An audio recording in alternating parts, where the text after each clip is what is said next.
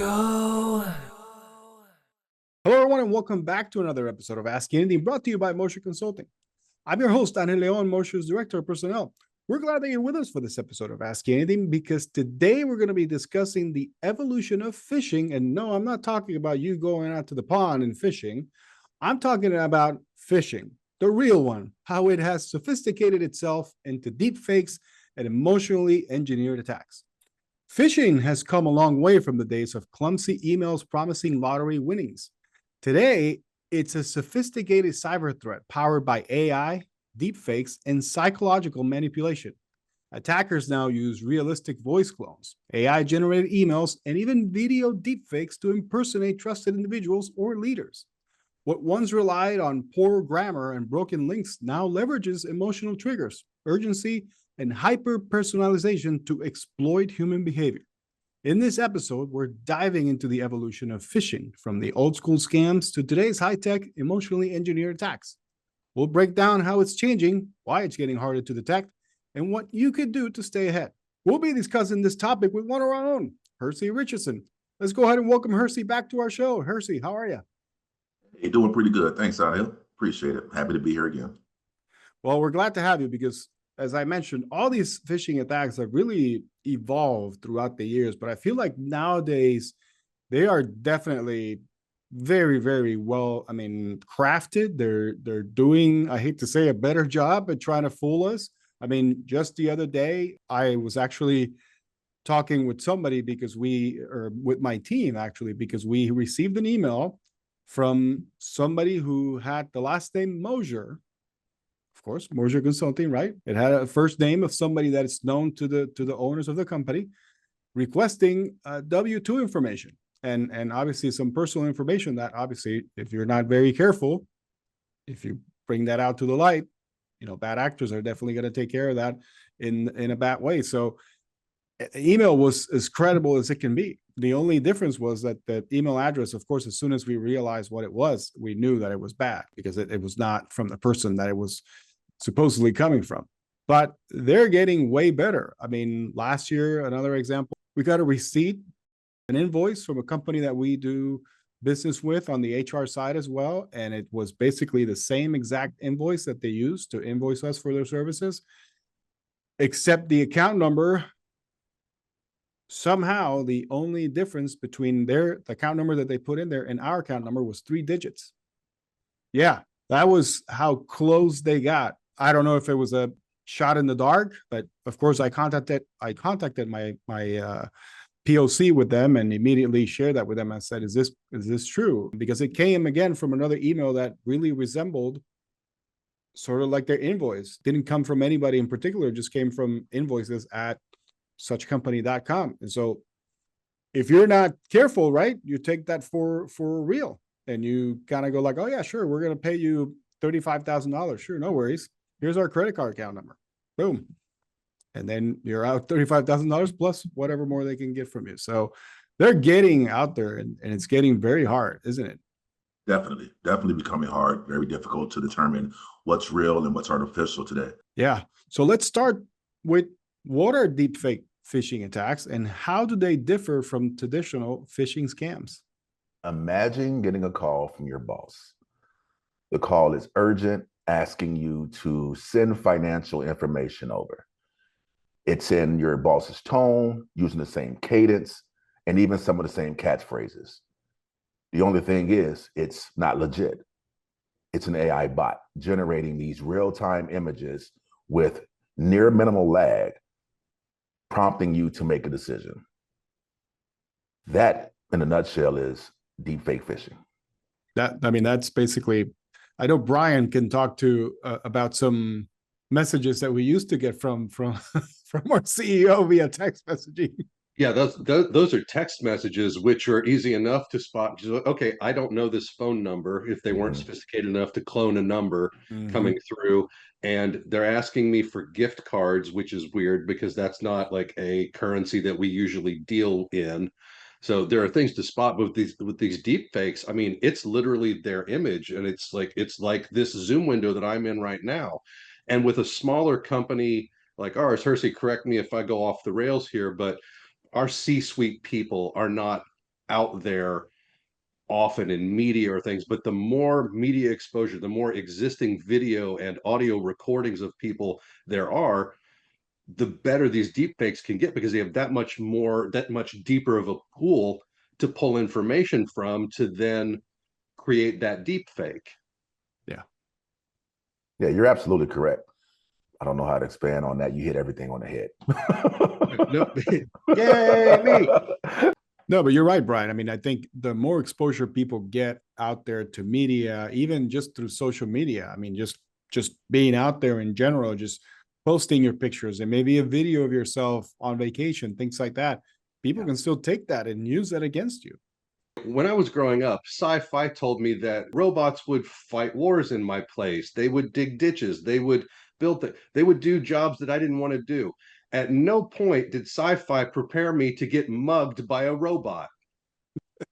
Yeah, that's a good point. The way they were portrayed is as a companion, something that you can trust no matter where you go, no matter what team you're on. If they're on your side, you can trust them. But nowadays, it's definitely hard to differentiate between what's legit, what's fake, what's going to do good by you, do right by you, and what's going to, plague you and the company overall. Absolutely. So how are cyber criminals using AI to create more convincing phishing emails and voice scams, as you mentioned? Typically, we're used to seeing sloppy emails with misspellings and, suspicious URLs. Well, nowadays, the AI is able to say, hey, this is the cadence that they usually use. This is their tone. And we are able to now parse from sites like LinkedIn or even this podcast site, right? And it's really scary because, we really are in a moment where we're in a time frame where we are able to be in meetings with these bots, and they are able to really, if you're not paying attention, convince you that you are having conversations with, like you said, C-level executives, for sure. And it's very convincing, as we were talking about. So can deepfake technology be used in real-time video calls to impersonate someone you trust? Oh, yes, absolutely. AI can mimic their voices, their faces, even their writing style, again, tone. Like currently, it exists where if I were to develop a wireframe that mirrors and tracks my body movements, and if I had a program set up or a skin set up, say that it was of Ty, our CEO. If I then employed that in real time, it can track my movements, but skin me like an avatar of Ty, who would then be appearing in the meeting, but it's like I'm waving my hand and gesturing. Yeah. It would be Ty doing that, which if you know Ty, he doesn't talk with his hands while I do. So that might be a tell in that meeting, like, Ty's awful hand talking today. That doesn't seem like him. That could be something to watch out for. Their body posture, their general demeanor is not matching what they normally are. Something's probably off here. Absolutely. I look at it as a green suit, right? You can put any avatar on you that you want, and you can act that out in real time. I mean, we see this today in the news where they're saying, hey, it's a deep fake phishing attack. And you find out that this isn't the actual person. And in the mainstream, a lot of people are believing that the original video footage is legit, and they're running with that.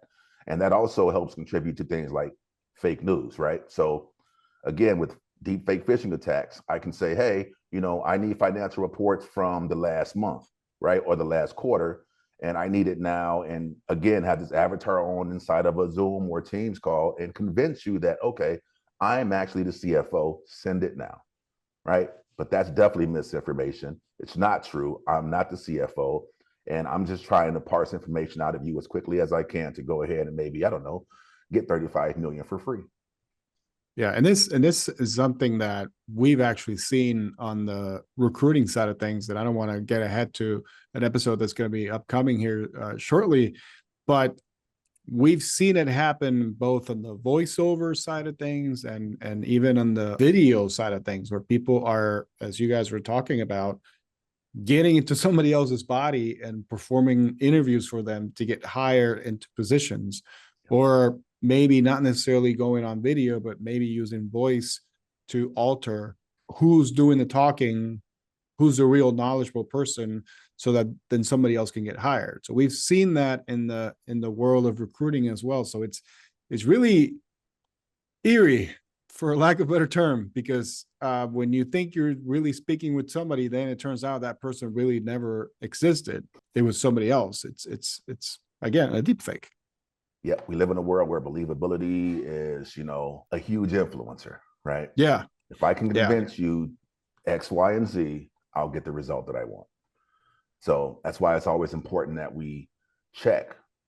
If I give you a call and I say I'm the CEO, out of the blue, I never called you before. How about you send a text to verify that this is actually the CEO calling you? Like, there's no longer a one stream method of authenticating. You need to go ahead and use multiple streams to ensure that you are not giving away confidential information. Yeah. So let's hold that thought, because we're going to go to that in a little bit. But what are some of the most emotionally manipulative tactics used in modern phishing attacks? Because if you've heard the news, if you've seen, some of the articles that have come out regarding this specific topic, there are some very bad things that are happening to get people's emotions riled up and to get them to believe that that phone call that they're getting from maybe a loved one, it's truly them. Unfortunately, cyber criminals are modern day psychologists, just in electronic form. Urgency tends to be the key indicator. I need this now. I need this as soon as possible. If you receive any documentation, email, voice call, whatever, urging you to move quickly, take a step back, breathe, analyze, and verify. Okay. Other than that, there's also empathy. They're looking for a way to convince you that, hey, I understand what you're going through. We need to make this happen now.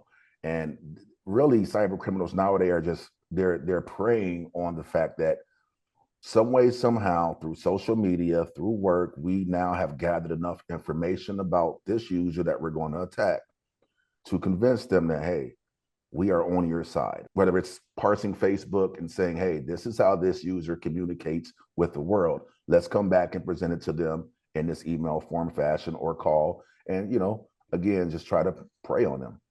Make sure that you always verify. You're going to hear that enough. Verify that this is an absolute, legit form of communication before you do anything. Worst case scenario, if you don't know, don't respond. Go get somebody from security, go get somebody from HR, and then allow them to help you make a sound decision. That's good advice. So along those lines, how can businesses and individuals detect and defend against AI-generated scams? Well, one good thing that we do is multi-factor authentication. Multi-factor authentication tends to stop these attacks cold in their tracks by getting a notification on your phone that's saying, hey, somebody is trying to log into your account. You are able to say, nope, that's not me, and shut it down. At which point in time, you should probably go and change your passwords. That means someone has access to it and they're trying to log in. Outside of that, there's verification rituals. Make sure that you verify. Use your training that has been provided that has instructed you on how to verify. Check the domain, hover over links, check the phone numbers, check the usual signatures, check the tone. Is this the cadence? Are you usually being contacted by this user for these tasks? Verify all of those things. And again, if someone calls you, CFO, CEO, anyone calls you, verify via text message or via Teams or via any other means that you have to find out that this is a legitimate request. Again, these methods aren't foolproof, but they absolutely help you make a better informed decision to hopefully limit damage or prevent damage overall. I like to frame it in my own mind this way. Do I want to send a text to my boss, their boss, our owner, asking, is this message and this need legitimate? Like, oh, I don't want to bother them, or I don't want to, or do I want to send them a text or an email later apologizing for clearing a couple of $1,000 charge that we're now not going to get back? Like, what's going to make me more uncomfortable in the long run? Checking to make sure something's legitimate, or apologizing for costing like who knows what amount of money or time or resources by clicking or completing a task that is not legitimate? I'd rather ask ahead of time than go in and be like, I'm so sorry, I know better than that. Well, what you just said is absolutely true. And again, that's that emotional, preying that they're doing on you. You're trying to decide, hey, am I going to get in trouble for doing this? Do I look crazy? You look like a great person, somebody with security focus, if you take the methods that have been described here to verify. Yeah. I don't think anyone's going to be upset if you verify prior to sending $40 million. It's a 2-second, yes, we definitely do need that go ahead versus a who knows how long process of, I'm sorry, you did what and sent what where. That's not a conversation I want to have with anybody at any time. And like you said, Hersey, I mean, I think being proactive and making sure that you're checking all your bases before you, especially if you get a request that you normally don't get, is very savvy. It's smart. It's going to be something that it might be picky. You might, I might be picking on something or somebody. It's like, don't be sorry. Like, you're doing the right thing. It's always good to check, especially if you're getting a request that you've never gotten before, and you're like, why is the CEO asking me to do this? He's never asked me to do this. And if it turns out that it's a legit ask, then great, go ahead, do it and move on. But if it's not, like Brian said, would you rather write that email asking for the, oh, I'm so sorry, because you don't know what's going to happen next? Yeah. And if you are a leader and your outlook on this is like, why are you bothering me with this stuff? Why, like, then enjoy what eventually, almost inevitably, will be coming your way. Because if you make your people hesitant or even afraid to come to you to verify these things, then in a very real way, those chickens will at some point come home to roost, and it will probably be very expensive. Yeah, absolutely. Yeah. So speaking of expensive and major damages, Hersey, what are some real world examples of deepfake or AI powered phishing attacks that have caused major damage? You may recall the UK's energy problem, where deepfake attackers were able to manipulate the CEO's voice and convince the receiver in a Zoom call, might have been a Teams call, Zoom or Teams call, and was able to convince them to send 220,000 euros.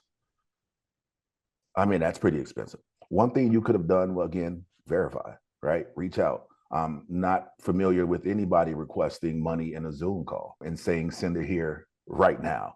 That right there is, okay, well, you're in a room full of artificial executives. They are hoping that you will believe them and send the money. Number one, you're probably a lower tier as far as the hierarchy than them. So they have more authority to say, get this done. So now you have the authoritative state, you have the urgency, you have, the manipulation, and all of this in your head is just emotional damage, right? So you don't know what to do. Now you're scattered brain and you don't want to look crazy or appear that you're not, doing what they ask of you. And so you're just sending it. It's okay to say no. It's okay to say no. And in that case, they definitely should have said no.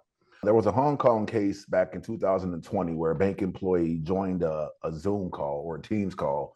And during that call, they were with C-level executives, and they were able to convince that person to wire $35 million. Right? So again, like Angel, like Brian, like myself has stated, verify. Please verify that these are legitimate requests. Yeah, second guessing yourself is in cases like that are not going to be ill received. They should be well received, because if you're talking about whether it's 200,000 euro or $25 million, I mean, it's gonna be fine. I don't think anybody should get mad at you for you second guessing someone's supposedly decision or instruction to you to do something. 25 million. I don't want somebody getting 25 cents from me that they don't deserve. The manufactured artificial urgency is really, like, that's the most powerful weapon that a lot of these things have, because once they can get you into that state, then you're not thinking at a higher level. You've gone almost completely reactive. Like Hersey said originally, this is based very soundly on deep human psychology. There are studies, there are facts, there are years of evidence that if you can get somebody on the wrong foot or off balance, they won't come back to balance for a while, and it's classic manipulation, and they just keep getting better and better at it. So if you receive a message, you're in a meeting, and all of a sudden somebody needs something right away, that should always raise a red flag. That should always put you in a skeptical frame of mind. Wait a minute.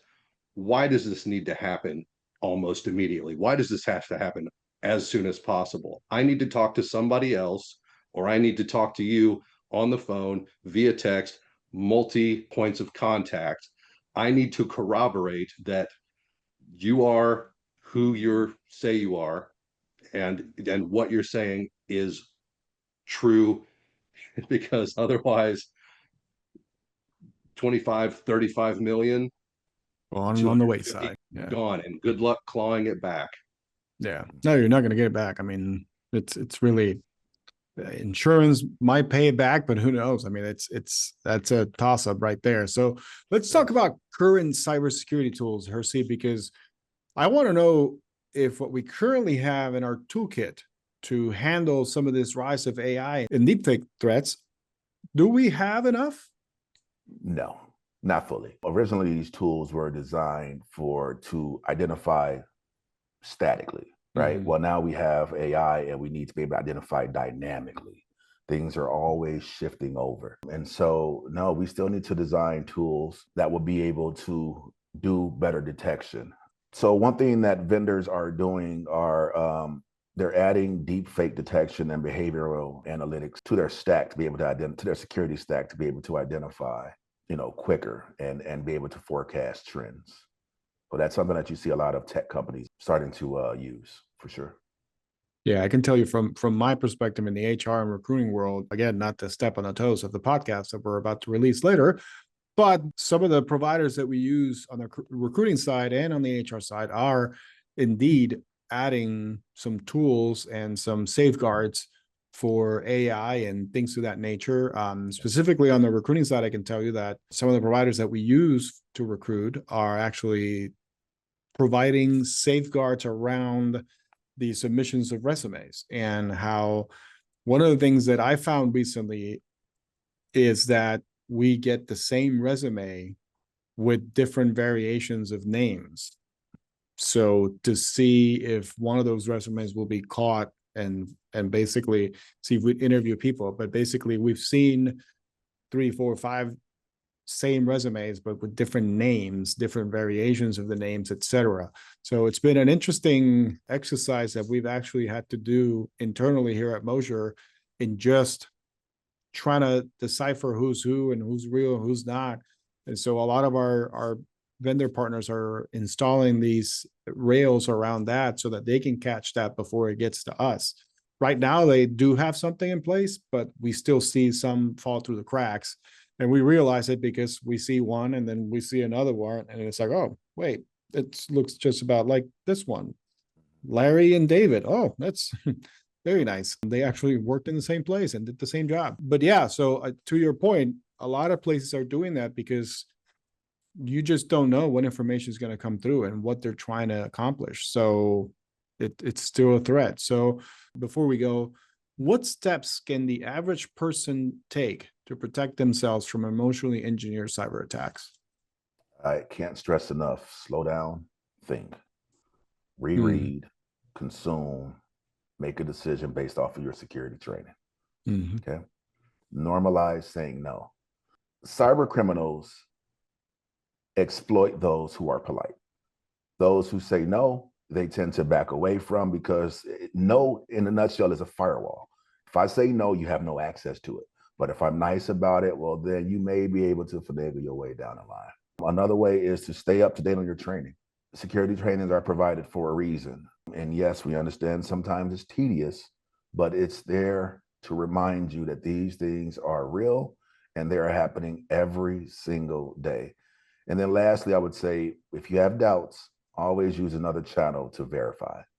Now, at Teams, Slack, email, phone call, text message, whatever other avenue you want to use, make sure that you use those methods.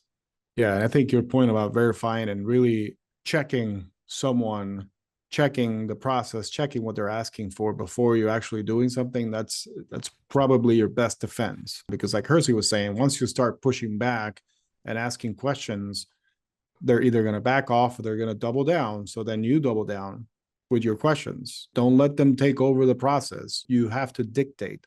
So if you receive a phone call or an email from something that you think seems fishy, for a lack of a better term, follow up. Just email back or email. Let's say it's coming from your bank. Banks normally don't ask you for your social security or date of birth or any personal identifiable information in an email. So if you get an email from your supposed bank asking you to do this in order to release funds, call your bank, ask them, push back against these actors, because they're just going to keep coming if you give in. Yep. And one more key point that I want to touch on is limiting your electronic footprint. It's kind of hard nowadays, though. It's kind of hard. You don't have to give these bad actors the ammunition to use against you, to understand your character, your tone, all of these things. One thing that I will point out is you don't need to have 5 million friends. Most of these can be bots. I mean, do you know 5 million people personally that you can actually call? Probably not. So what information are you now making available to them in their channels, right? Imagine a group of bad actors creating one account. Let's call it John Doe. You friend John Doe and you never say a word to John Doe again. Meanwhile, John Doe has these bots that are saying, hey, what is Hersey actively doing? How is he talking? How does he communicate? What result or what conversation will usually prompt a yes response from him? Okay, now create this and then send it. All automated, and you're responding, hey, I haven't seen you in a while, don't know who the person is. And now you're responding and you're just giving information to them either in the messenger or on your Facebook feed. So again, lower your electronic footprint. And like Angel said, it's difficult, but it's also going to cause you less stress. And it will also allow you to not be as vulnerable, right? Everyone doesn't need to know everything. Yeah. Okay, case in point. Everyone doesn't need to know what time you arrive at work. Right. Everyone doesn't need to know what route you take. Yep. Who you work with. What are you eating for lunch? Where did you eat lunch? These are things that as a hacker, you can just sit back and say, this is a lot of data. I love this. Yep. So now I can just go here to this restaurant, sit next to them. They're likely to be on the phone with the client, and I'm just taking information away. We don't need to broadcast everything. No. Some things need to be behind firewalls, and more often than not, we are the human firewall. And you bring up a good point. I mean, this is coming from my days with when I used to work for the federal government. That was our number one rule. Don't take the same route to work and home every day, which that's more of a operational security kind of thing. Yep, absolutely. But if you're worried about people listening in on your conversations and you're dealing with sensitive information about your company, don't go to the coffee shop that starts with an S and go over there and sit there and chat with somebody about company confidential information, because you don't know who's sitting next to you. Like Hersey was saying, you don't know if they've been casing you for a while.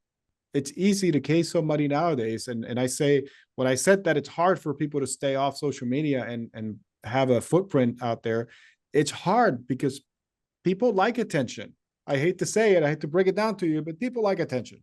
They like to show off. They like to post where they've been on vacation, where they're going, or where they're at right now. And so guess what? When it's Christmas time and you go out of town, don't post it. Don't tell people that you're out of town unless you trust them. Don't post it on social media. It's that easy. It's simple decisions like that that can keep you, your loved ones, and your stuff. I'm going to use the word stuff, everything that you own, safe. You can post it, but post it when you get back. Exactly. There it is. Never post, hey, my house is empty and totally unguarded. Ta-da. Unless you're leaving Kevin McAllister behind, don't post. Don't let people know that you're leaving your house, that you're going somewhere.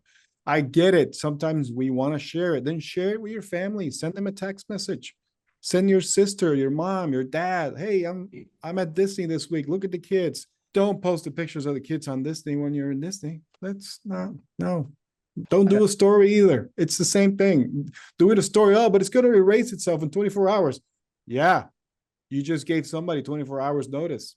I'm glad I was on mute because I had to laugh because my grandma Dot, God rest her soul, passed away in 2015, and Hersey is here today channeling her. Very just not everybody needs to know everything. Not everybody needs to know everything was one of her favorite phrases, and I had no idea she was such an IT security expert.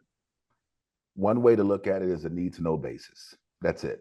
Need to know basis. If they don't need to know, don't state it. That is a key term. And with that, we'd like to thank Hersey for coming on the show again and for really making us scared. But I'll put it, if you really need to get to sleep tonight, maybe wait to listen to this episode tomorrow, warning on it before when we post. So I want to thank you for having me here. I appreciate this. And I want to leave you with this. The new attack comes from believability. Okay? If they can make you believe that something is real, that's a problem. So ensure that you pay attention to everything that you've been taught. Thanks for tuning in to this week's edition of Ask Anything, presented by Moser Consulting. We hope you enjoyed listening to Hersey Richardson talk to us about phishing and how it might affect you. Be sure to join us next time as we dive even deeper with our resident experts and what they're currently working on. In the meantime, please remember to give us a rating and subscribe to our feed wherever you get your podcasts. Until then, so long, everybody.